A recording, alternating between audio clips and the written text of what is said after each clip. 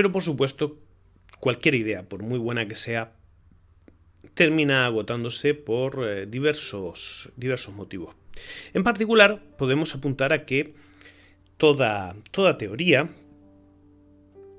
corre un mismo destino a la hora de ir acercándose a la realidad concreta. Aquellos que ya hayáis estudiado metodología de la ciencia sabéis que antes de poder llegar a resultados científicos tiene que ampararse el estudio en sí en una teoría que tiene un alto grado de abstracción. Posteriormente se tiene que bajar a un grado de abstracción menor en el que esa teoría se divida en hipótesis que sean verificables empíricamente. Empíricamente quiere decir en la práctica. Por supuesto que teniendo esas hipótesis debemos hallar cuáles son las variables, cómo cuantificarlas, si son cualitativas, cuáles son los elementos clave de ella para poder estudiarla. Tenemos que recoger luego todos esos datos, tenemos que compilarlos y luego tenemos que ver si le hacen justicia o no a la teoría. Si le hacen justicia a la teoría, validamos su contenido y por lo tanto decimos que tenemos un estudio científico. Si vemos que no la validan, pues no tenemos un estudio científico. Volviendo al caso del Capital de Marx, todos hemos visto que en el desarrollo de su teoría había y existen tantas fallas, tantos absurdos, que a día de hoy es un tratado más de metafísica que de verdadera economía política.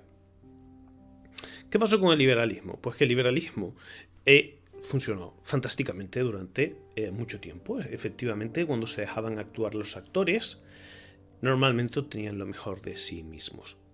Sin embargo, en el devenir del tiempo vinieron a descubrir algo, y es que según fue mejorando su vida, según fue mejorando su poder adquisitivo, encontraron que el factor riesgo podía ser muy atractivo a la hora de conseguir beneficios muy rápidamente y a priori sin ningún coste.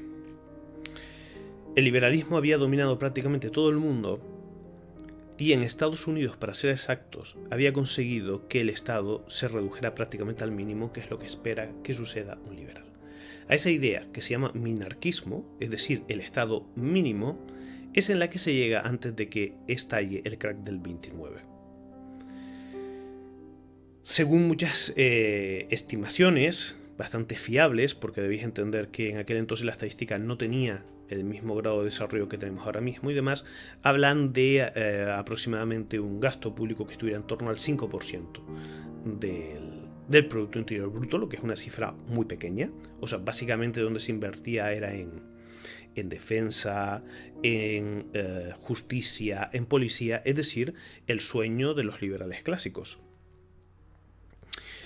Pero se descubrió que las personas podían decidir pedir préstamos y esos préstamos invertirlos en activos que normalmente bursátiles, en los que existía un alto riesgo. ¿Por qué? Porque existía apalancamiento. La palabra apalancamiento quiere decir que cuando tú compras un determinado bien a base de deuda y ese bien que tú compras tiene una alta volatilidad, es decir, puede valer mucho o muy poco en un periodo de tiempo muy breve, te apalancas. Es decir, te expones a que si tu bien pasa de valer un dinero a valer cero o muy poco, te quedes con una deuda. Por supuesto, cuanto mayor sea tu apalancamiento, es decir, cuanto mayor sea tu deuda, en mayor peligro estás. ¿Y qué ocurrió? Pues ocurrió que las personas en Estados Unidos, en vista de que vieron un alza bursátil, empezaron a pedir créditos para comprar acciones de empresas y al meter tanto dinero en la bolsa al mismo tiempo, entre tantas personas que demandaban acciones, la bolsa, por supuesto, vivió una burbuja impresionante. Todo el mundo estaba feliz.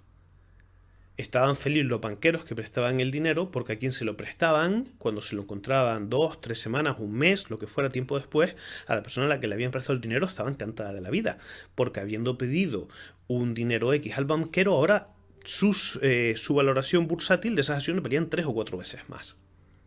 Encantados todos.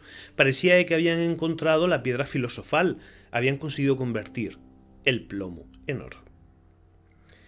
Pero como en toda estafa piramidal, llega un determinado momento en el que hay alguien que empieza a preguntarse ¿qué demonios estoy comprando? Es decir,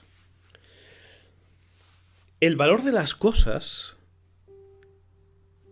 hay varias formas de estimarlo. Los marxistas tenían una idea, los liberales tenían una que es mucho más adecuada y es que las cosas valen en base a su precio de mercado. Muy bien, pero esta idea tan vaga de precio de mercado lleva implícito que las cosas tienen más o menos valor en base a la posibilidad real también de intercambiarlas. Cuanto más caro vas comprando un bien, menos posibilidades tienes en el futuro de intercambiarlas a un precio como mínimo igual al que tú las has comprado. Por lo tanto, el mercado bursátil no puede subir para siempre. Del mismo modo, y como habréis supuesto ya, si llega un determinado momento en el que los beneficios que obtenéis arriesgando en el mercado bursátil son superiores a las rentas que os pueden dar un banco porque depositáis vuestro dinero, vosotros, como personas que vais buscando una alta rentabilidad, cogeréis vuestro dinero y lo arriesgaréis en el mercado bursátil. El mercado bursátil es la bolsa. No iréis a un banco a poner un depósito porque obtendréis menos beneficios. Entonces, el banquero cada vez tiene menos posibilidades de captar depósitos y prestar dinero. ¿Qué ocurre? Cuando llega el momento en el que el banquero ya no puede captar depósitos o le cuesta muchísimo captar depósitos, tiene que aumentar más la tasa por la que consigue captar tu depósito, hasta que llega un determinado momento en el que el riesgo es demasiado y decide no captarlos. En ese momento, la burbuja se pincha. Y cuando la burbuja se pincha, todo el mundo se empieza a dar cuenta que tiene bienes que había comprado con unos precios excesivos y que ya no va a poder intercambiar a precios ni superiores ni siquiera iguales a los que había comprado. Y en esta situación suele ocurrir casi siempre lo mismo. Todo el mundo se arroja a vender al mismo tiempo, lo que genera pánico entre todos los inversores. Y al generar pánico e ir y acudir todos a un mercado de venta, los precios caen de una forma muy acusada, empobreciendo a todo el mundo y dejando bien claro que el riesgo asumido, el capital con el que se habían apalancado, era excesivo. Y cuando esto sucede, por supuesto, deja detrás de sí una gran cantidad de deudores que ya no pueden hacer absolutamente nada para devolver los créditos que habían solicitado. Y se produce entonces un crash en la economía. Por supuesto, eso fue lo que pasó en la famosa gran recesión que vivimos nosotros, iniciadas a finales del año 2007, pero en la Gran Depresión norteamericana fue infinitamente mayor. No se puede comparar. De hecho, no fue una recesión. No se suele hablar de recesión cuando se suelen pasar de dos indicadores, normalmente semestrales, de crecimiento negativo, y se habla de depresión cuando los valores que se alcanzan de valores negativos son exagerados. Eso fue lo que pasó en Estados Unidos. Al suceder esto, vinieron a darse cuenta de que esa ilusión de que el mercado se regula solo no era cierta. Que cada persona pensara exclusivamente en sí misma, en los beneficios que iba a obtener del mercado bursátil, provocó una esfera increíblemente ciega de búsqueda de altos beneficios, que lo que provocó fue que la economía se hundiese. Es decir, la codicia llevada a niveles extremos es el cáncer del mercado libre. Y el mercado libre, por lo tanto, no era más que una ilusión que más tarde o más temprano iba a derrumbarse si no existía una regulación. Por supuesto,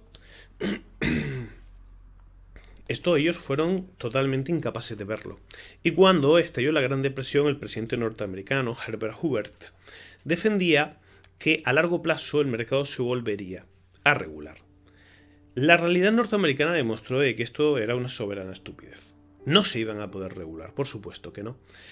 Y menos teniendo en cuenta el drama humano que estaban viviendo. Es en este punto en el que empieza a aparecer una idea diferente, y es que el Estado iba a tener que intervenir de una forma fuerte en la economía para poder sacar al país del bache en el que se encuentra. Porque cuando llega el momento en el que todo el dinero ha ido a la economía financiera y muy poco a producir bienes reales, los bienes reales se producen con personas reales, pero los bienes financieros normalmente, los activos financieros no necesitan de personas que los produzcan, es pura especulación, no se produce nada. Y por lo tanto, ¿qué ocurre? Cuando estalla una depresión o una recesión vinculada a que se infló mucho un mercado a base de activos financieros, pues que la mayor parte de las personas se van al paro. Y con un paro que esté rondando el 25% en una economía como Estados Unidos, o incluso superior en muchos de esos estados, no van a conseguir salir de ese paro. Entonces, ¿el Estado qué decide? El Estado decide, una vez se expulsa a Herbert Hoover de la presidencia y entra Franklin Delano Roosevelt, que el Estado va a invertir. Se van a dar ayudas a las personas, van a empezar a meter dinero en obra pública, creando carreteras, creando todo tipo de infraestructuras, y de esa manera sacar a la gente del paro. Y Estados Unidos comienza con este proyecto que es opuesto al liberalismo. Y el liberalismo clásico ya muere aquí. Muere porque Estados Unidos comienza a reaccionar ante este proyecto, pero cuando se empiezan a retirar los estímulos, nuevamente se empiezan a pegar una castaña. Es decir, Estados Unidos estaba demostrando que para ellos era absolutamente necesario que el Estado interviniera de forma constante en su economía.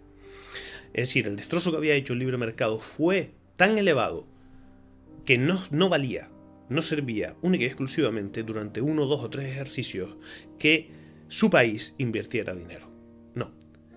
Para poder reparar lo que había hecho el libre mercado, fue necesario que estallara la Segunda Guerra Mundial. Estados Unidos, de hecho, cuando empieza a poner las piedras que consiguen sacarla de la situación de crisis total a una situación de encauzar su economía, es cuando consigue volver su producción a el 100%, o cercano al 100%. Y normalmente, ¿qué situación es la que consigue empujar a una economía en esa dirección?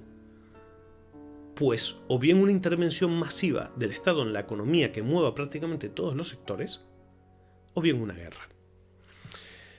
Obviamente al día de hoy existe un desarrollo económico suficientemente amplio como para pensar que no es necesario que tengamos que acudir a una guerra mundial, ni siquiera una guerra a un nivel más local, como para que podamos pensar que una economía puede levantar el vuelo, pero en aquel momento los distintos avatares históricos parecieron demostrar que efectivamente cuando se acaba ya la Segunda Guerra Mundial, Estados Unidos ha superado la Gran Depresión, pero al haber superado la Gran Depresión deciden que en el momento de reconstruir su economía lo van a hacer con una fuerte inversión estatal. Obviamente mantienen el libre mercado, el libre intercambio entre las personas de bienes y servicios, pero que el Estado en forma de impuestos tome mucho dinero de las personas y lo invierta donde crea adecuado, es opuesto al principio liberal. Y por lo tanto se empieza a mover en una economía diferente que muchos llamaron keynesiana, aunque estrictamente hablando no era keynesiana. Keynes, al que le dedicaremos un vídeo más adelante, defendía una serie de postulados que exigían una alta inversión del Estado en la economía cuando hay muchos factores productivos que no estuvieran en uso. Por ejemplo, personas, por ejemplo, determinados bienes que no se les estuviera dando uso y estuvieran ociosos. Bueno, pues ante este panorama podemos decir que el liberalismo está cao.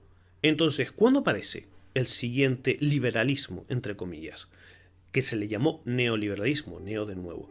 Pues aparece cuando un grupo de políticos norteamericanos deciden que ya el Estado ha crecido demasiado, se ha salido de madre y estallan las famosas crisis de los 70 relacionadas con el petróleo.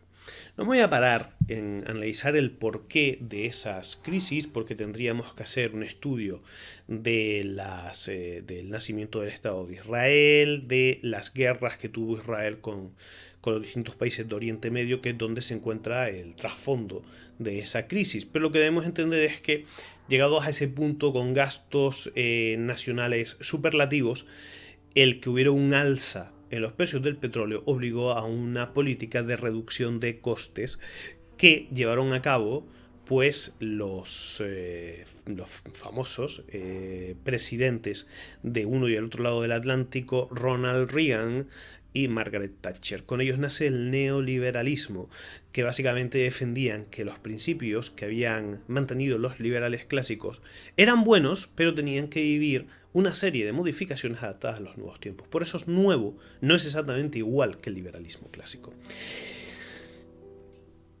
Bien, sin entrar mucho más en detalles sobre su desarrollo posterior y demás, pues hay muchas personas que sostienen que el neoliberalismo sigue vigente al día de hoy. Esto es algo que solamente en ciertos aspectos es correcto. Yo quiero que sepáis que no estoy de acuerdo. Creo que hace falta tener un conocimiento muy limitado de lo que significa el liberalismo para creer que el neoliberalismo sigue al día de hoy vigente. Sobre todo si tenemos en cuenta que la cuna del neoliberalismo es una cuna principalmente estadounidense.